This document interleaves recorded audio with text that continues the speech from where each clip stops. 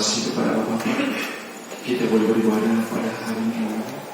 Oleh karena itu, kita siapkan hati kita sendiri untuk mengambil sikap teduh. Kita berdoa dalam hati kita masing-masing.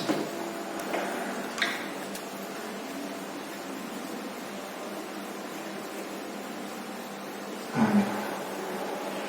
Di dalam nama Allah Bapa dan Anak Tuhan Yesus Kristus dan nama Roh Kudus yang menciptakan langit dan bumi, kasih karunia dan sejahtera menyertai kita sekalian. Amin. Mari kita sama-sama berdoa. Ya Yesus Kristus Tuhan kami, hadapanlah wajah-Mu, berilah kasih karunia dan kehidupan kepada kami. Amin. Kita angkat pujian bagi Tuhan dari PMK nomor 3 ayat 1 tambah 3.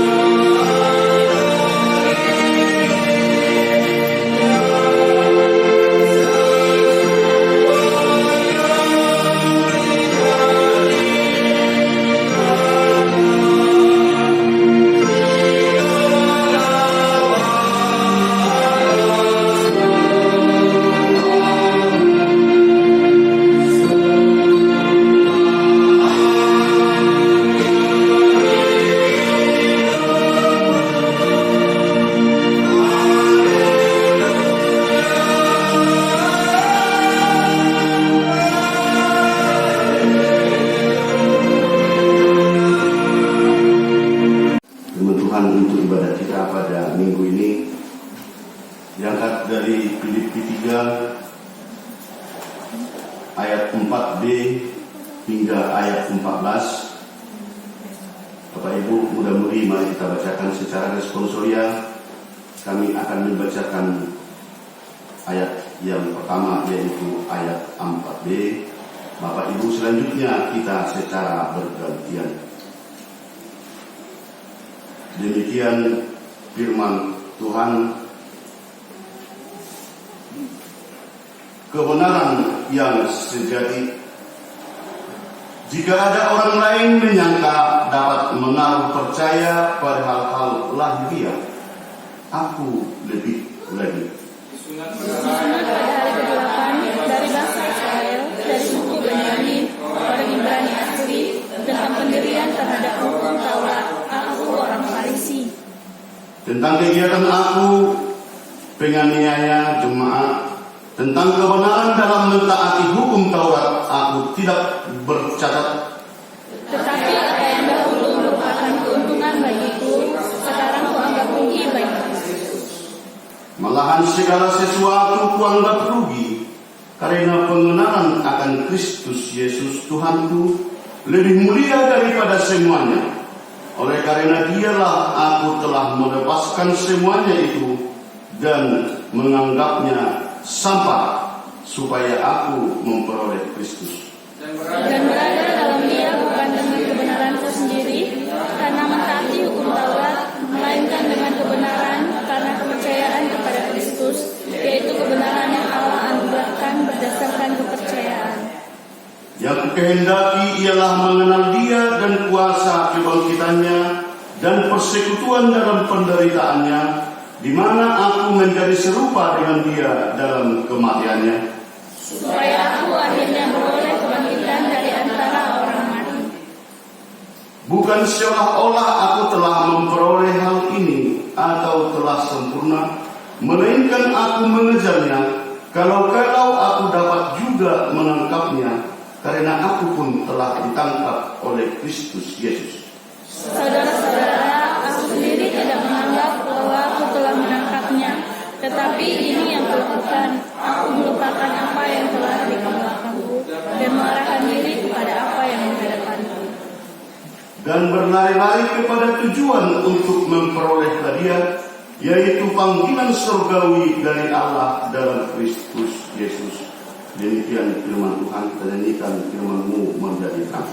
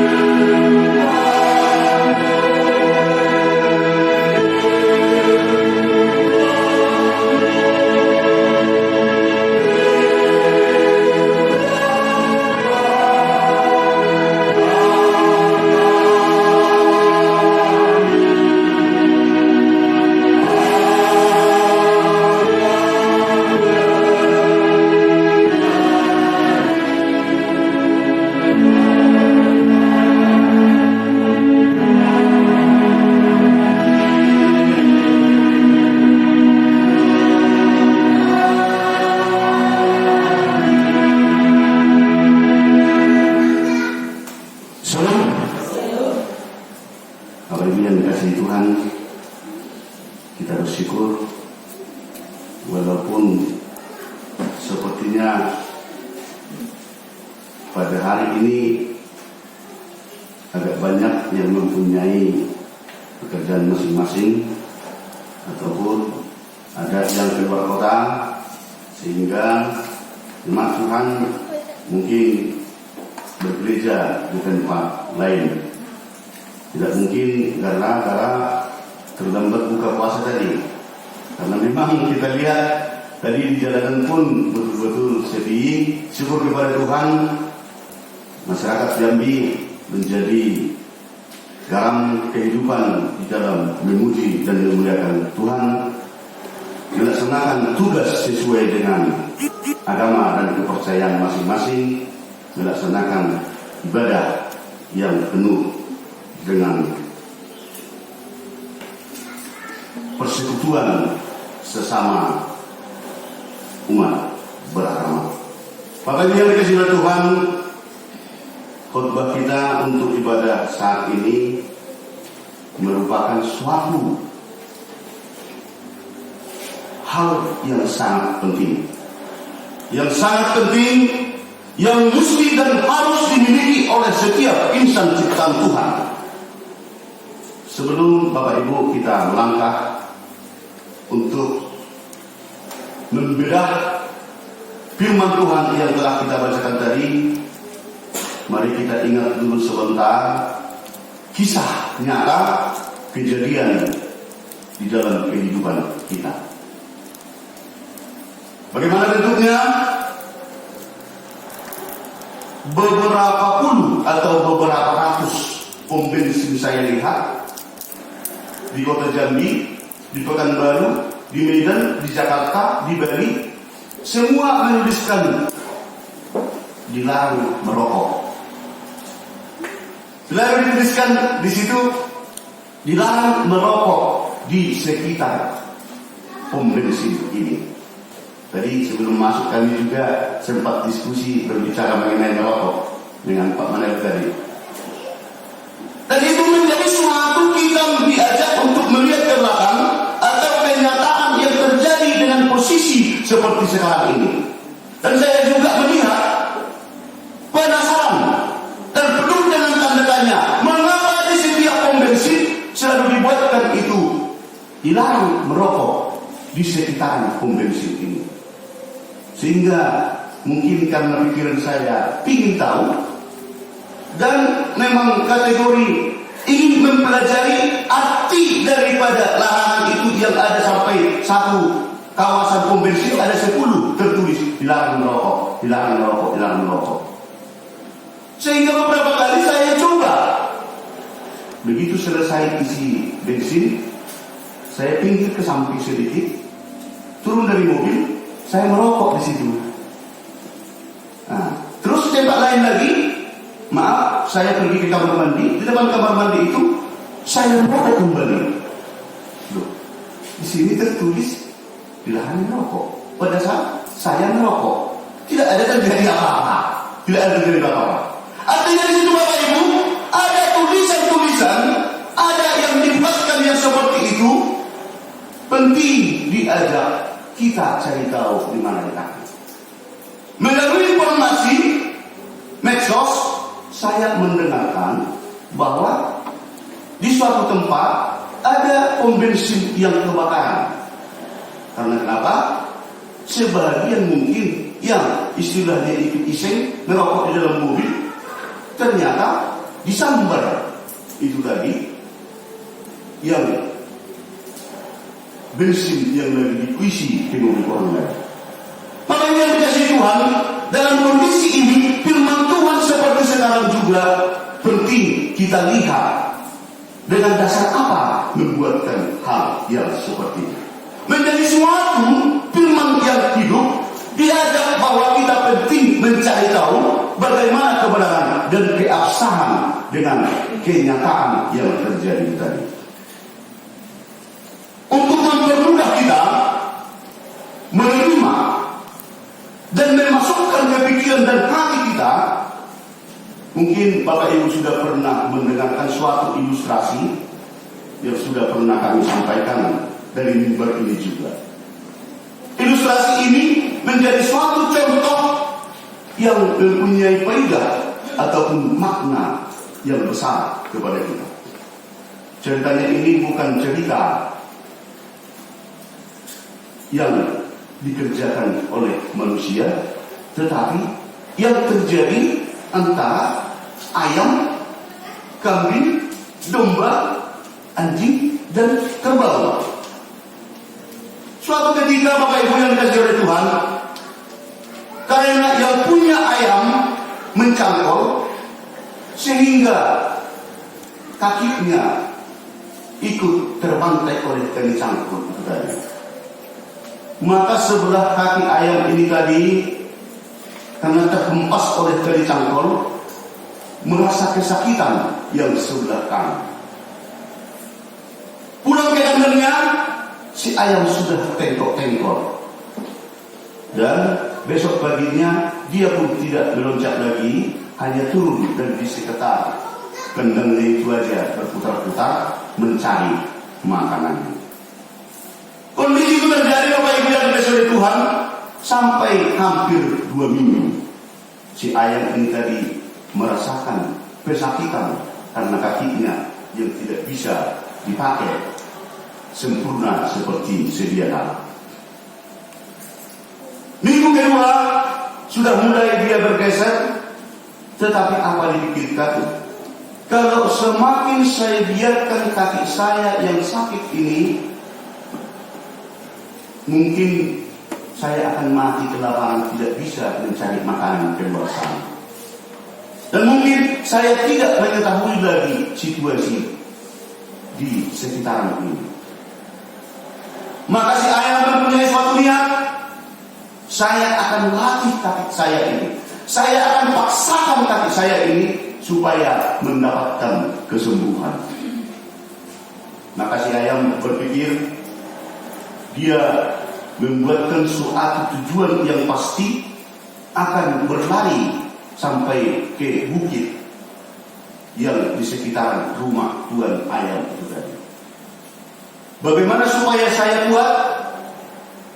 Dia membuatkan suatu cara, membuatkan suatu pemikiran, dibayangkan bahwa dari sebelah barat datang seekor harimau. Datang seekor harimau.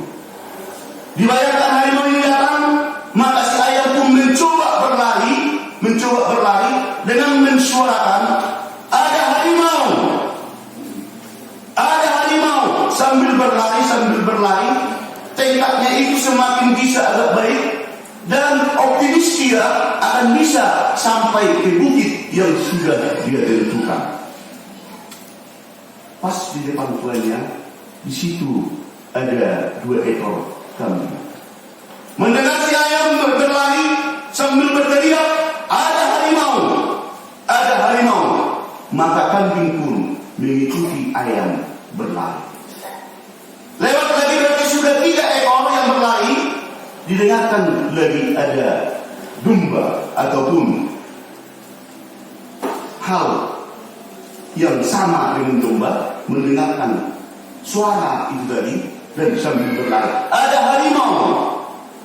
harimau, dan kambing pun tadi jadi ikut mengucapkan seperti teriakan daripada si ayam itu tadi. Ada harimau berlari. Dan di situ juga ada sepasang anjing mendengarkan suara itu juga, dan anjing juga ikut mengikuti kambing, ayam dan domba itu tadi berlari dengan semua meneriakkan ada harimau. Yang terakhir Bapak Ibu, di situ ada 2 ekor sapi yang lagi makan rumput di lapangan bebas, mendengarkan suara ada harimau. Tanpa berpikir panjang dan tanpa itu tadi ada pertanyaan, maka mereka juga ikut berlari mengikuti si ayam dan ikut mensuarakan ada harimau. Akhirnya Bapak Ibu yang dikasihi oleh Tuhan, ayam, kambing, domba, sapi, anjing, semua berkumpul di atas bukit yang sudah dijalani mereka, yang sudah ditempuh mereka. Maka begitu sampai di bukit, si ayam pun langsung mengepakkan sayapnya seperti itu, dan sapi juga bertanya kepada si ayam, ayam, tadi kamu bilang ada harimau, sehingga semuanya kita ini capek berlari dari kampung kita sampai ke bukit ini. Di mana harimaunya? Tadi kamu bilang ada harimau. Saya itu sebenarnya tujuan saya adalah mau menimbulkan kaki saya yang sudah 2 minggu saya rasakan kesakitan. Itu merupakan suatu cara saya agar saya supaya jangan mati, sehingga saya buatkan serasa harimau datang mengejar saya. Kalau saya tidak berlari, maka kaki saya ini akan semakin parah kesakitan. Dan kalau saya tidak membayangkan bahwa harimau bakalan menerkam saya, kalau saya berhenti sebelum sampai di bukit ini, maka saya akan mati. Maka yang sebenarnya harimau itu adalah hanya di dalam pikiran saya yang mengejar saya agar penyakit saya ini bisa sembuh. Sehingga si ayam juga mengepakkan kakinya, saya sudah jadi sehat. Berarti sudah pulih kesehatan saya seperti sedia kala. Bapak Ibu yang dikasih Tuhan dengan mudah-mudi, apa hubungan ilustrasi atau cerita yang kita uraikan tadi? Di dalam firman Tuhan yang telah kita bacakan tadi, bahwa firman Tuhan saat ini mempertegas agar hidup kita, perjalanan hidup kita, iman kita, kepercayaan kita betul-betul kepercayaan atau iman yang mempunyai tujuan, supaya kita menempatkan suatu keyakinan kita, kepercayaan kita menempatkan suatu tujuan yang pasti. Dan seperti itulah Bapak Ibu yang dikasihi Tuhan, yang kita bacakan tadi, bahwa dengan tugas ataupun yang dilaksanakan ataupun yang terjadi di masa dahulu, yang kenyataan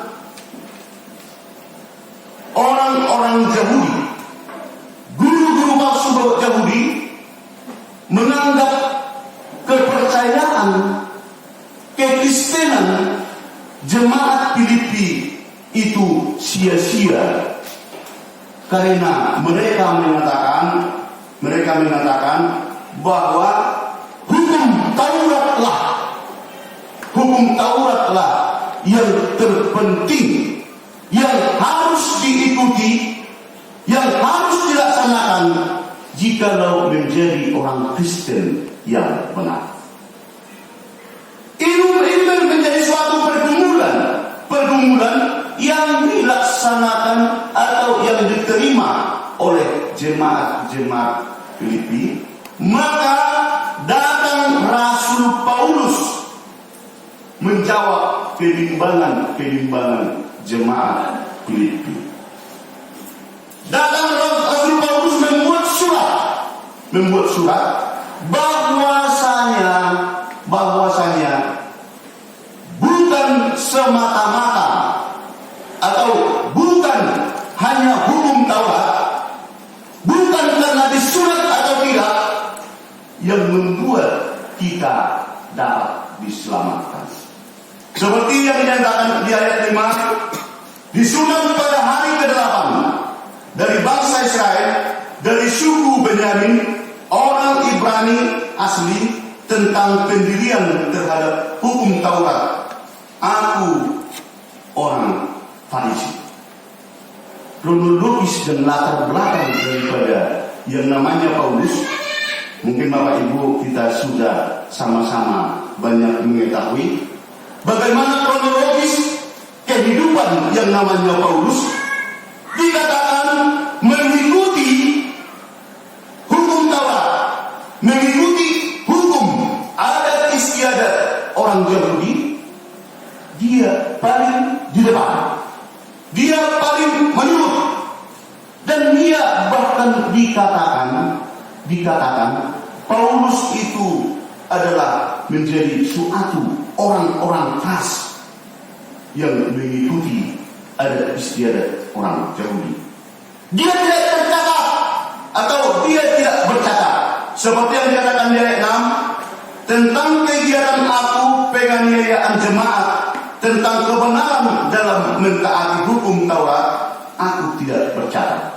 Benar, begitu dia mengetahui bahwa mereka itu adalah jemaat Kristiani, bahkan melaksanakan cara seperti di bahasa sekarang, cara-cara radikalis, membuatkan cara radikal, bahkan sampai membunuh orang siapa saja yang mengikuti Yesus ataupun mengikuti ajaran kekristenan. Maka malahan segala sesuatu kuanggap rugi, karena pengenalan akan Kristus Yesus Tuhanku lebih mulia daripada semuanya. Oleh karena dialah aku telah melepaskan semuanya itu dan menganggapnya sampah, supaya aku memperoleh Kristus. Di sini dikatakan dengan jemaat Filipi, Bapak Ibu yang dikasihi oleh Tuhan, bukan karena hanya kita mengikuti hukum Taurat Tuhan,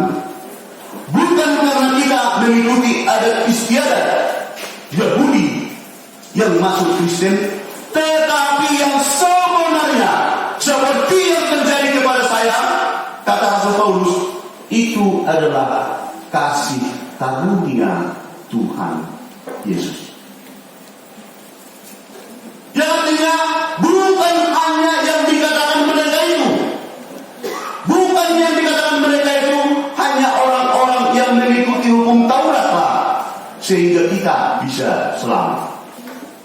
Paulus mengatakan dengan tegas, Paulus menyampaikan dengan tegas kepada jemaat Filipi bahwa kasih karunia Tuhan Yesuslah yang menyelamatkan saya.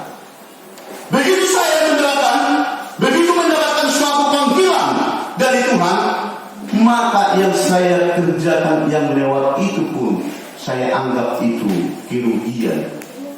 Saya anggap itu kebodohan. Saya anggap itu merupakan suatu pekerjaan yang sia-sia.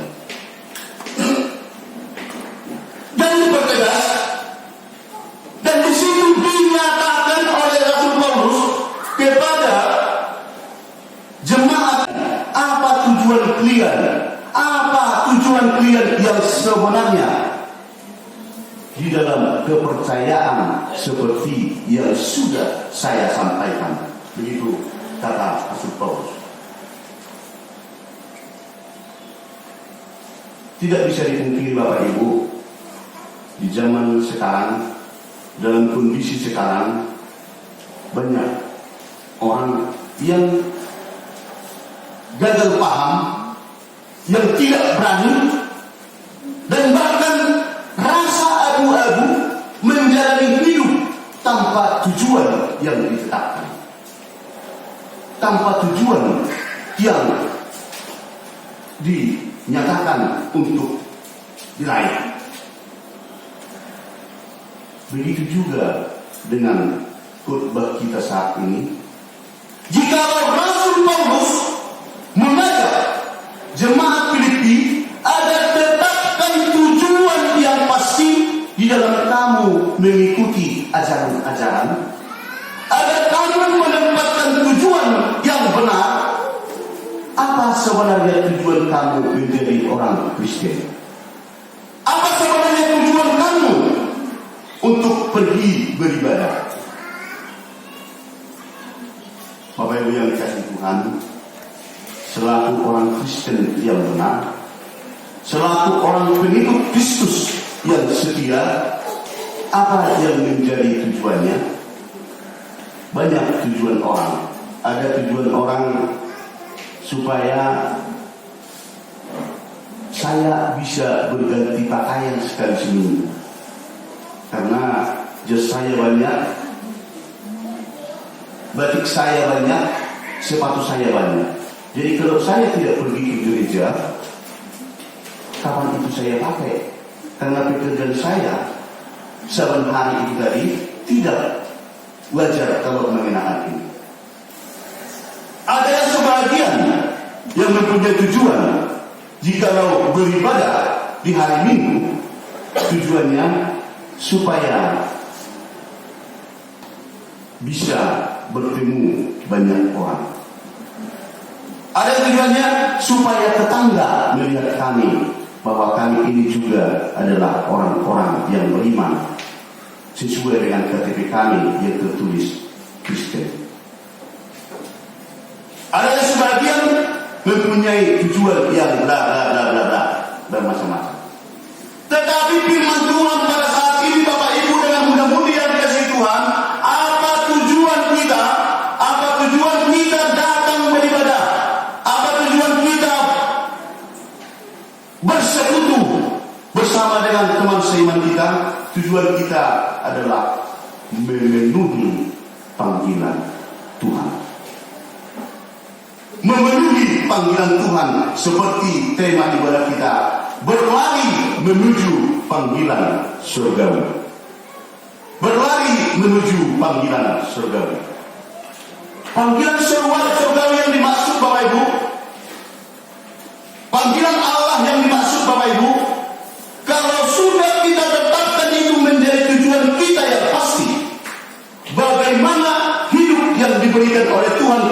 kita, bagaimana caranya?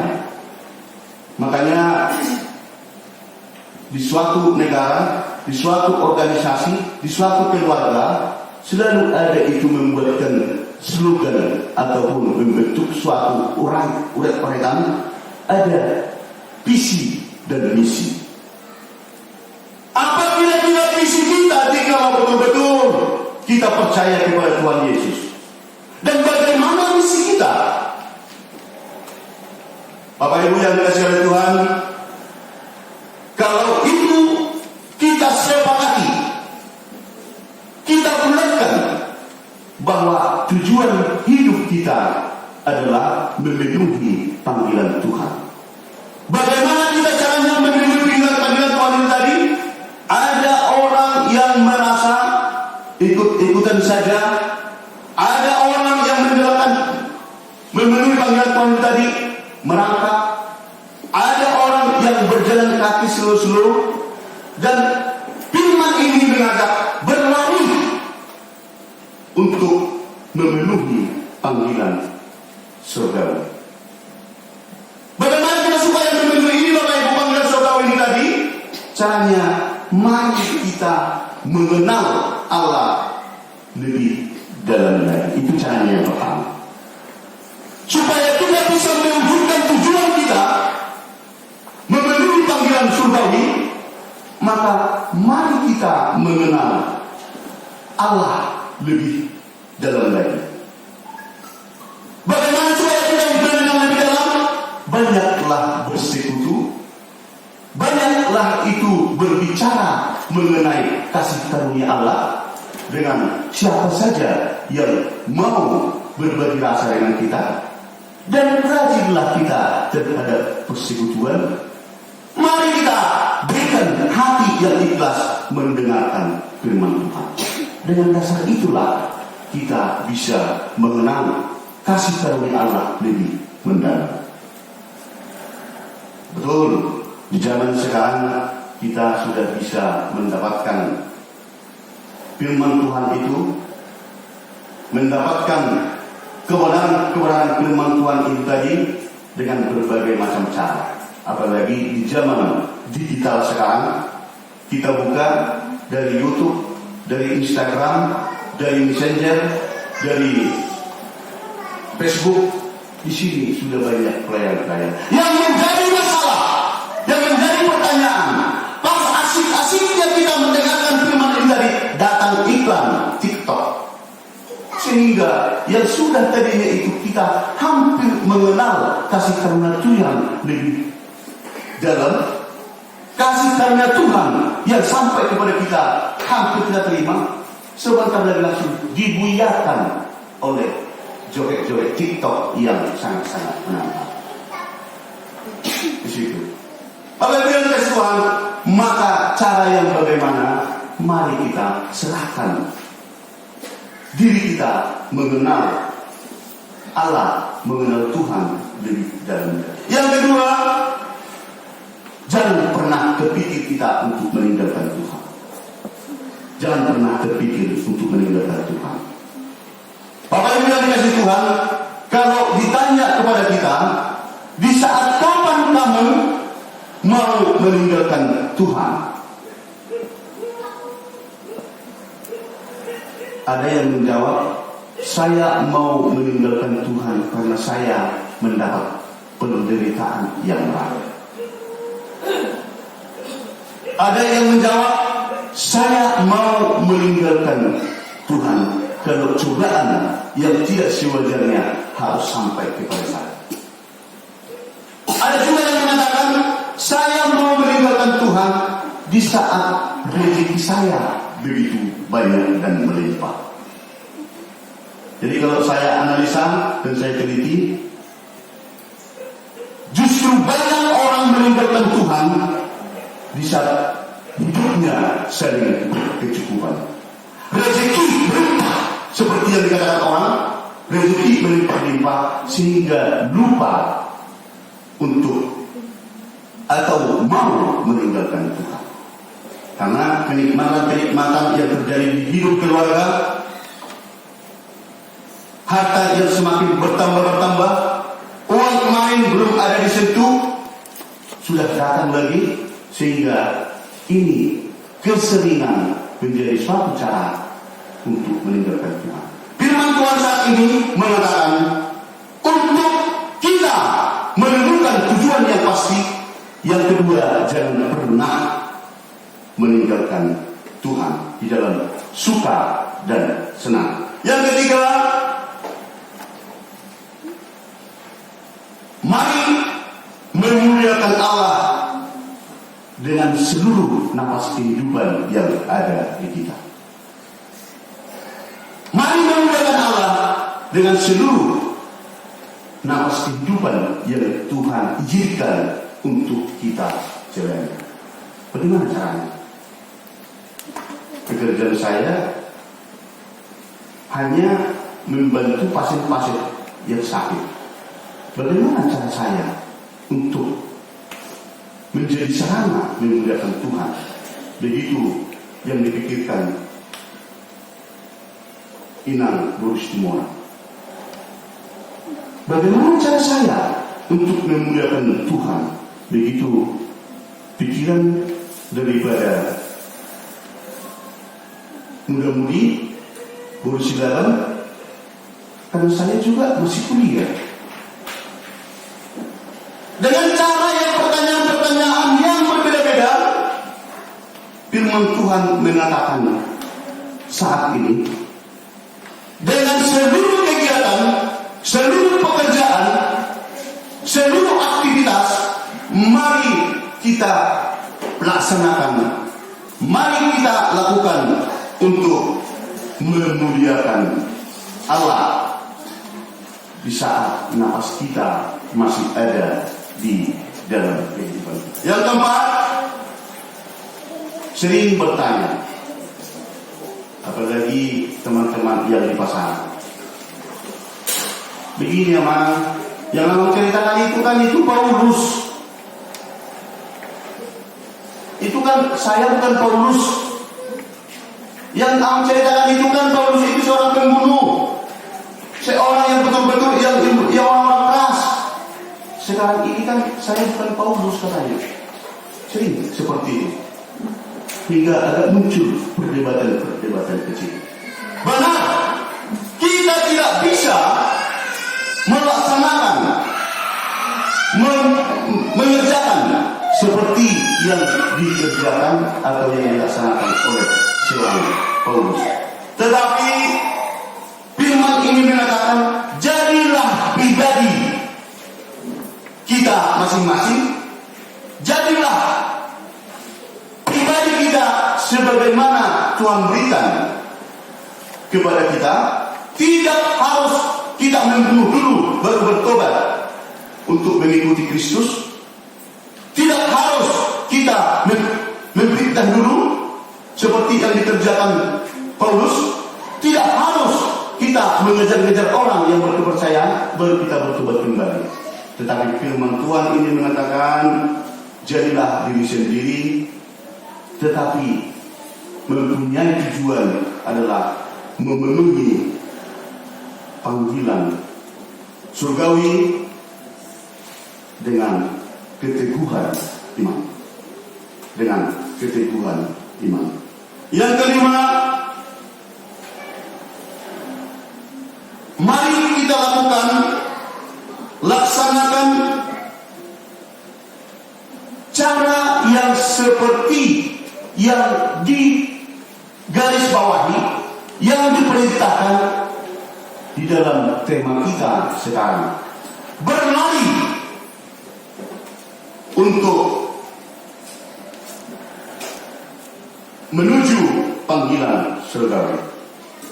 Berlari menuju panggilan surgawi. Yang berarti jangan pernah berpikir untuk meraih tujuan itu tadi, untuk memenuhi tujuan itu tadi, berarti kita dilarang, di stop berpikir untuk stop memuji Tuhan dan istirahat memuji Tuhan dan pending untuk memuji Tuhan. Tetapi dikatakan, mari berlari menuju panggilan surgawi, seperti halnya yang dikatakan di Filipi 1 ayat 22, jika aku harus hidup di dunia ini, itu berarti bagiku bekerja memberi buah. Jika aku harus hidup di dunia ini, itu berarti bagiku bekerja memberi buah, menempatkan seluruh kesempatan untuk memuliakan Tuhan Yesus.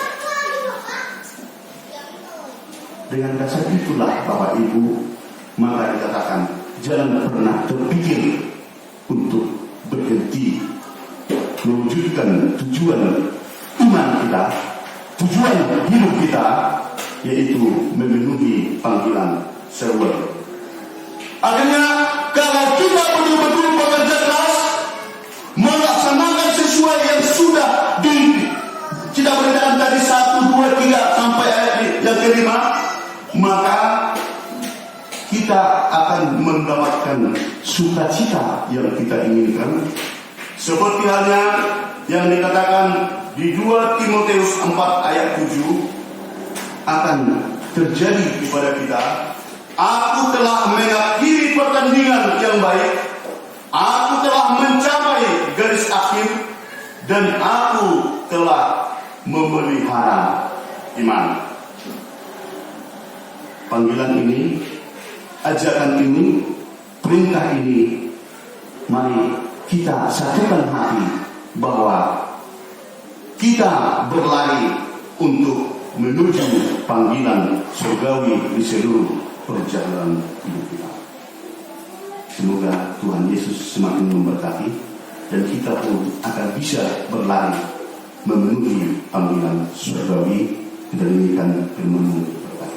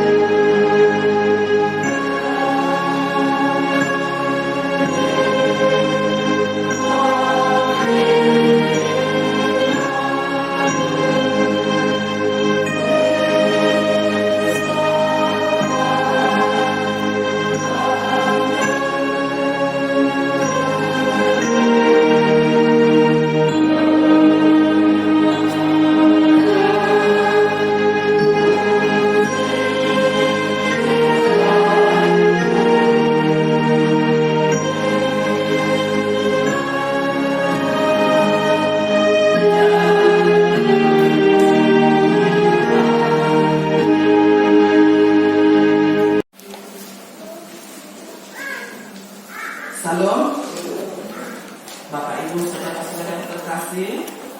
Mari kita buka tata ibadah yang ada pada kita masing-masing. Minggu 3 April 2022, yaitu Minggu Judika yang bertema berlari menuju panggilan surgawi. Selanjutnya, jadwal ibadah kategori latihan kor, vokal gereja dan evangelisasi masih belum kita laksanakan, menunggu peraturan dari pihak-pihak terkait, pemerintah dan pimpinan pusat terkait. Kehadiran jemaat pada ibadah minggu yang lalu berjumlah 49 orang. Titik atau pengumuman yang pertama sesuai yang tetap diberitahukan melalui warta jemaat, pengumuman di masa new normal pandemi COVID-19. Maka saat mengikuti ibadah, kita dihimbau mengikuti protokol kesehatan. Ibadah masuk pukul 10.30 WIB, dilayani oleh pimpinan resor, pimpinan unsur pimpinan jemaat majelis terkait penerangan. Himbauan di new normal sebagaimana kita dengarkan dan kita lihat informasi penularan COVID-19 di negara kita dan hari-hari terakhir terkonfirmasi menurun. Namun tetap dihimbau kepada seluruh jemaat agar kita tetap taat mengikuti protokol kesehatan setiap harinya, semakin menjaga stamina dan semakin mendekatkan diri kepada Tuhan. baptisan kudus dan peneguhan siri kembali diingatkan sesuai yang sudah diwartakan di minggu-minggu yang lewat, agar jemaat yang mau membawa anak untuk dibaptis dan naik sidi agar segera berkoordinasi dengan pimpinan jemaat. Konven Pendeta tanggal 5 sampai 7 April 2022, Konven Pendeta HKI akan terlaksana. Mari kita bawa di dalam doa agar berjalan baik dan sesuai kebenaran yang dikehendaki Tuhan. Inang Pendeta CN Kultum SPH mengikuti konven tersebut. Sarana dan prasarana perayaan HKI Penerangan. Pimpinan resort, pendeta, pimpinan jemaat dan majelis menyampaikan terima kasih banyak kepada seluruh jemaat dan simpatisan yang memberi persembahan bulanan dan janji iman kepada Tuhan melalui gereja HKI Penerangan dengan penuh keikhlasan, dengan terlaksananya pelayanan di gereja kita yang lebih baik bagi untuk kemuliaan Tuhan. Ibadah Minggu 10 April 2022, Minggu Palmarum, kita melaksanakan ibadah dalam bahasa Toba. Untuk renungan 1 mingguan sudah tertera di tulisan situ, di laporan keuangan tertulis di Mazmur 96 ayat 8 sampai 9. Berilah kepada Tuhan kemuliaan namanya, bawalah persembahan dan masuklah ke pelatarannya. Sujudlah menyembah kepada Tuhan dengan berhiaskan ketulusan, gemetarlah di hadapannya, hai saudara-saudara. Pemasukan dalam 1 minggu sudah tercantum, pengeluaran kita juga sudah tercantum. Rekapitulasi keuangan, saldo kas minggu lalu 12.875.800, pemasukan dalam 1 minggu 597, pengeluaran sudah tercantum di situ. Pada tanggal 27 kita keluarkan uang kontribusi korpet, itu diharuskan memang, bukan karena ada di situ janji iman juga dikeluarkan khusus dari resort karena dari Jambi utusannya Inang Pendeta wajib kita kasihkan 1 juta langsung dikeluarkan, itu sama biaya operasional pelayanan Inang dalam bulan Maret 1.500.000. Jadi pengeluaran di situ tercantum 2.520.000. Saldo kas hingga 1 April 2022 10.952.800 rupiah. Pemasukan atau usaha mulia masih tetap di kas pembangunan. Persembahan kita yang keempat yang ke depan berjumlah 303 untuk menambah biaya Inang Pendeta untuk konven dan janji iman kita. Saldo pada bulan Februari 500.000, pemasukan janji iman dalam bulan Maret 800.000, berjumlah 1.300.000. Jadi penambahan operasional Inang Pendeta dikeluarkan 300.000 untuk bulan Maret. Saldo kasnya janji iman 1 juta langsung diserahkan juga hari Minggu itu untuk menambah biaya operasional mengikuti konven pendeta. Jadi saldo kas kita janji iman sudah kosong dan keluarga telah memberikan kembali seperti yang tertulis di situ. Keluarga Amang Asirait Inang Panjaitan, keluarga Amang C Manado Dulu Semamora, keluarga Amang Situa P Panjaitan Dulu Seprian. Terima kasih buat keluarga. Tuhan akan memberkati segala sesuatunya melalui pekerjaan yang telah Tuhan titipkan buat kita masing-masing. Rekapitulasi perindustrian janji iman tadi itulah yang sudah saya bacakan, yang sudah saya jelaskan tadi. Di nomor kontak pelayanan HKI Penerangan, apabila ada ibu atau bapak atau muda-mudi yang mau berkoordinasi dengan Inang Pendeta atau kami sendiri atau Amang Guru yang sudah tercantum di situ 4 item untuk nomor HP yang akan dihubungi atau nomor WA. Uang yang masih dipegang orang Anang Tambunan, Dulu Semangusong, tetaplah kita bawa dalam doa. Tahun sarana dan prasarana HKI ulangan 8 ayat 11, hati-hatilah supaya jangan engkau melupakan Tuhan Allahmu dengan tidak berpegang pada perintah, peraturan dan ketetapannya yang disampaikan kepadamu hari ini. Apabila ada penulisan nama atau marga atau jumlah dari persembahan bulan ucapan syukur atau janji iman, mohon dikoordinasi secepatnya agar kita perbaiki untuk selengkapnya di hari yang akan datang. Pimpinan resort, pendeta, pimpinan jemaat, pahala beserta majelis jemaat HKI Penerangan mengucapkan selamat mengikuti ibadah dan memanfaatkannya, serta selamat ulang tahun bagi yang merayakannya seminggu yang lewat. Tuhan Yesus memberkati kita semua. Kita bersatu di dalam doa.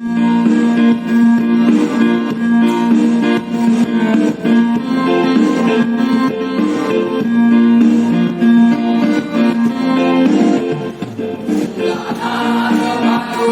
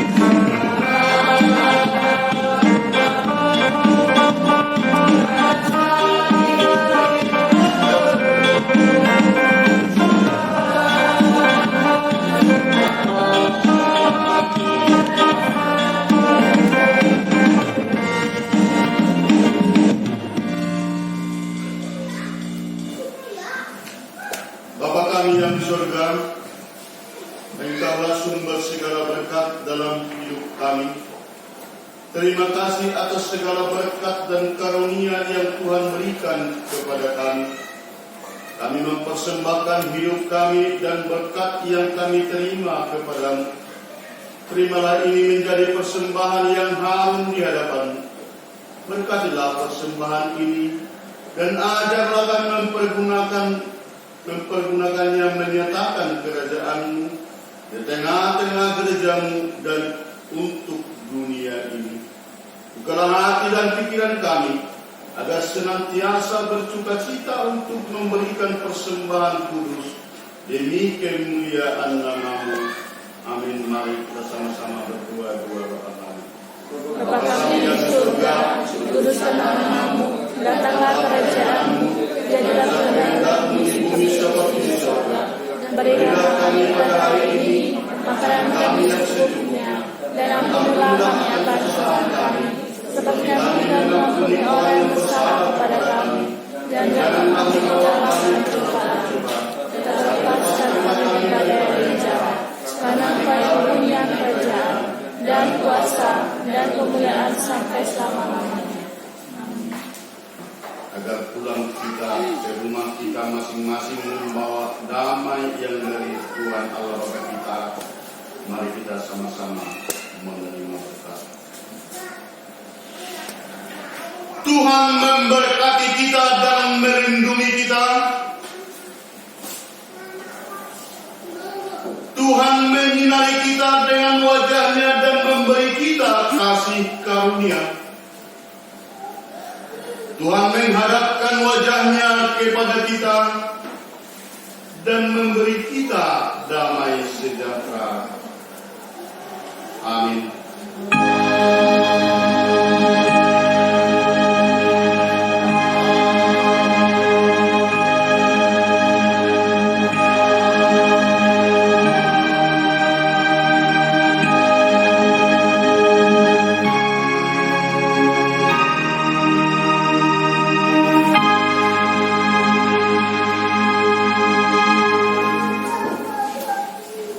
Shalom.